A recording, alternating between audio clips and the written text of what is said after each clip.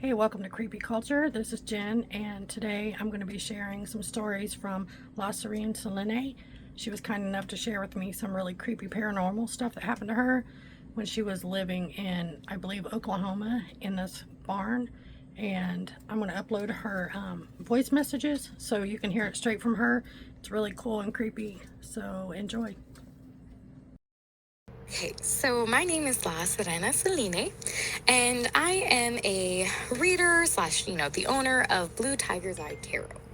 So I'm a medium and often work and communicate with spirits. And you would think that in my profession, I would be used to things. But the problem is when you're reading for someone, when you're, working, like you expect it and you know like who you're talking to and what's going to happen. But there are still instances that are not so much expected or welcomed. And I had quite a few of these back, this was several years ago, and I was dating this jerk guy, but I was living with him out in the middle of nowhere, Oklahoma. And we were living in a barn, and it was, on farmland, a whole lot of farmland.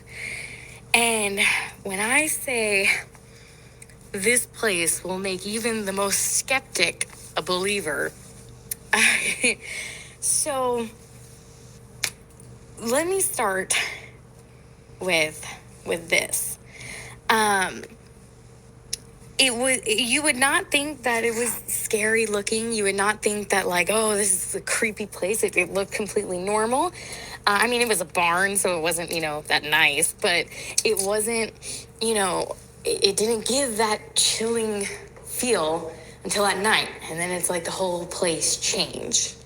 And the noises you would hear, the voices, like you always feel like something's watching you.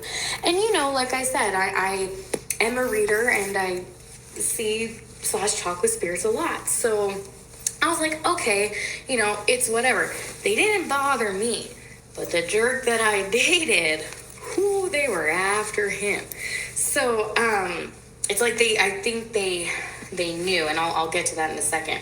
So the first experience was when we were kind of, we were sleeping, and I woke up in the middle of the night, and there was this like cloaked figure, this huge like shape just hovering over him. And I swear there's no way to explain it other than colors were coming out of my, at the time, boyfriend. And this thing had a mouth, and it was like going into the mouth. Like it was sucking him. Like I don't know what kind of creature this was. But I just I looked at it and I was like, hey, stop, like get away. And it just, what was even creepier than seeing his life being sucked was the way it just and it was a hooded figure, so I didn't see the face, but it just looked up at me. And I didn't, like I said, I didn't see the thing, I didn't see the eyes, but I knew it was like looking at me. And the way it just like cocked its head, like, and then just disappeared. So that was, really unsettling.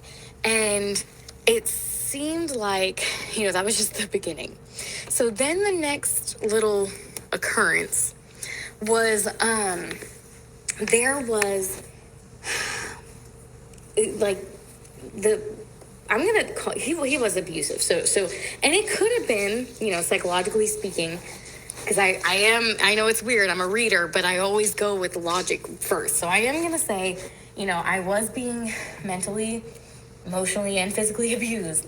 And, it could have been, I was in that state of psychosis, but non-skeptically speaking, they say when you're in that kind of state, like, so I'm actually Roma, and if you ever read the book by Jasmina and Paulina about Roma fortune telling, that they have the podcast Romanistan, highly recommend.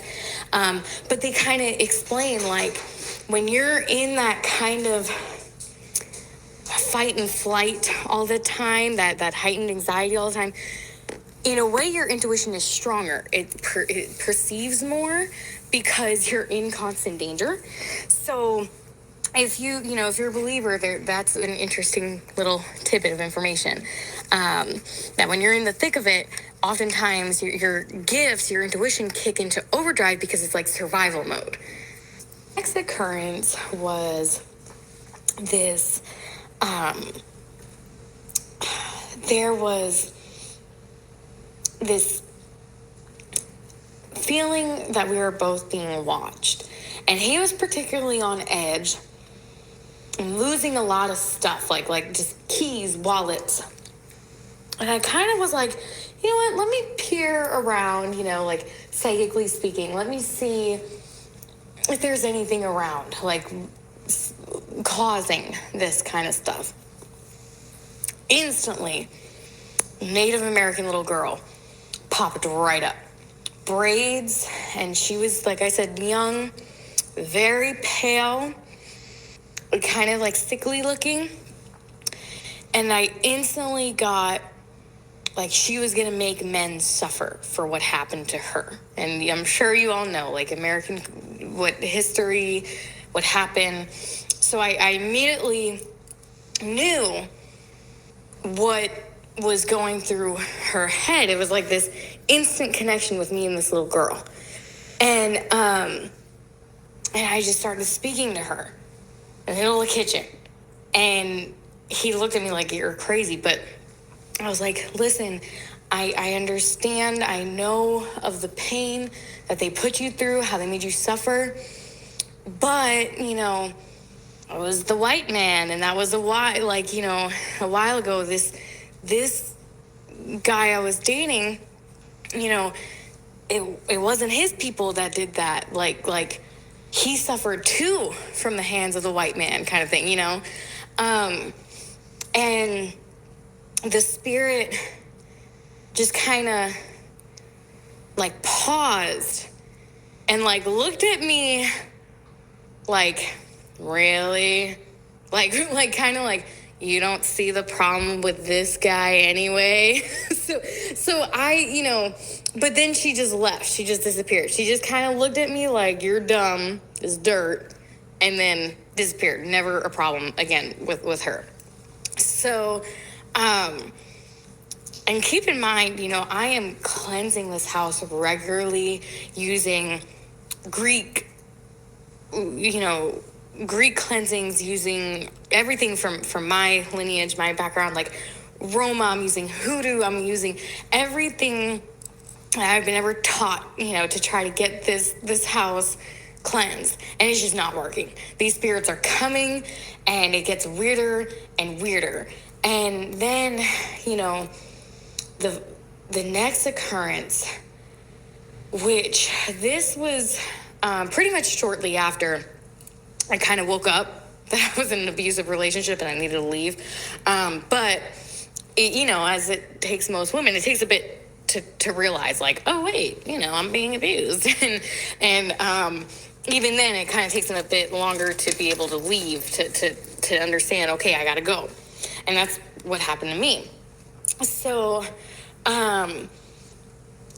we were, again, sleeping in the bed. And I was trying to cuddle with him, and he was actually like letting me, which wasn't very often. He wasn't, like, get away from me. So I was really happy, and we were talking, and everything was like kind of copacetic and really calm. And I was like, this is nice. I wish it could always be like this. And he just kind of smiled and chuckled. And then all of a sudden, the kitchen lights go on, and I hear refrigerator open and close, and I hear someone cooking. Like, the water running, the stove, like, going on. Like, I hear it. And I was like, babe? Like, all of a sudden, it just kind of came out of my mouth, like, babe. And then he answers in the kitchen. He's like, what do you want? I'm cooking. And I just immediately looked to the left of me in the bed, because I'm like, what the hell is next to me? And it was his face. This creature was wearing his face. I don't know how to explain it, but just broke out into the creepiest smile you could ever imagine, and waved and then disappeared. And I started screaming like a little girl, like, get in here! Like, I was, and my boyfriend at the time, he came running in from the kitchen. Like he was never in the bed with me.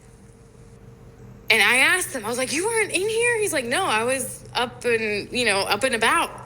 I never came into the bed with you. I was freaked out.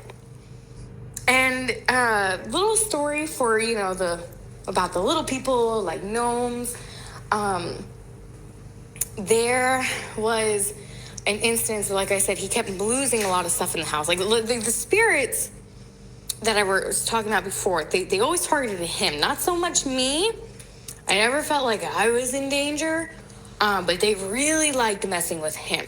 So they were always, messing with his stuff, breaking technology on him. Like it was pretty intense. So one day, he loses his keys, and we search the house upside down. And I'm like, you know what? This house is haunted as shit. So maybe, I hope it's okay to curse. But I was like, maybe, there's little people too. Maybe there's fae and gnomes, and, they like to hide stuff. It's out in the middle of nowhere. It's in the nature. I'm sure they're here. They're around. Let me go ahead and, try to talk with them, try to communicate with them. So I left out a little, like honey, milk. I kind of left them a little, basically an offering. And put it on a nice fancy plate with some cheese. Like, I try to make it really cutesy. And I was talking this entire time. I was like, I know that you guys like to, do these things and play, and that is totally fine, but, he does really need his keys. And I set it outside in the garden that was right outside the barn. And I told him, like, I'm leaving this here. If you guys could just return the keys, that'd be great. Come back inside, and he has the keys in his hand. And he is like, what is this? I was like, where'd you find them? He's like, it was right on the coffee table. And we had turned that barn upside down, inside out. Like, I don't know how it happened, but it was right there. And I was like, ugh. So yeah, after that, they did still kind of continue messing with him. And like I said, I think it was because he was a bad, abusive person, that the spirits / little people, gnomes, whatever, they were really, like, they just didn't like him and were picking on him because, he was a bad person. But I would say, like, the craziest stuff happened in that house. That it was like a barn with, like, a section that was, now fast forward, that was converted into, like, a little, I don't want to say house, but like where you could sleep in, basically. Now fast forward, and years later, got out of the abusive relationship. I was doing well, went for help, like, got my stuff together, and I met my now husband. And we, move in together, and I sensed the house was heavy. I don't know how to explain it, but like a dense energy was there. And I don't think it was evil, but it was like stagnant.